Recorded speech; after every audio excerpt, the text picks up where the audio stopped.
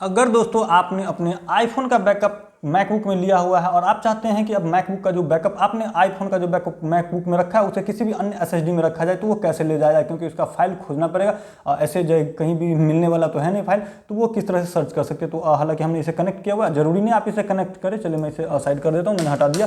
ये मैंने अभी बैकअप लिया था इसलिए कनेक्टेड था। इसके लिए आपको आ जाना है दोस्तों, फाइल देखने के लिए जो आपको आ जाना पड़ेगा इस फाइंडर में आ जाने के बाद दोस्तों आपको हालांकि ये इसमें किसी में भी आने की आवश्यकता नहीं है। आपको यहाँ आ जाना है गो में, और गो के साथ आ जाना है आपको गो टू फाइंडर में।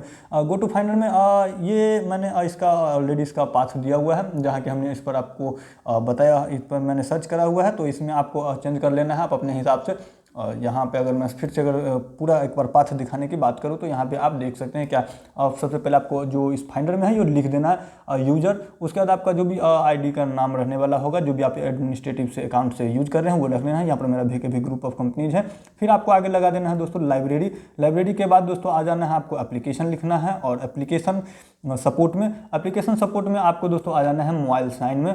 मोबाइल साइन करने के बाद आपको आ जाना है बैकअप में। बैकअप आपको देखने को यहाँ पर मिल जाएगा, और बैकअप और इसे अब कर देना है इंटर, यानी कि रिटर्न करना है इसमें। हालांकि आप जब भी टाइप करते जाएंगे तो वो आपको नीचे में भी वो पूरा डेटा दिखते जाएगा, आप उसे सेलेक्ट भी कर सकते हैं। यहाँ पर अगर हम इंटर रिटर्न करते हैं तो फिर ये बैकअप फोल्डर में हमें लेकर के आ जाता है, जहाँ से ये जो मेरा फोल्डर है ये बैकअप फोल्डर है, और ये इनक्रिप्टेड है, ये पासवर्ड प्रोटेक्टेड है, यानी कि ये किसी भी जगह पर नहीं चलने वाला है। तो इस तरह से आप इसका सर्च कर सकते हैं, और अब इसे आप चाहें तो जहाँ भी कॉपी करें और मूव कर सकते हैं अलग एक्सटर्नल SSD में, या फिर इसी के किसी अन्य फोल्डर वगैरह में।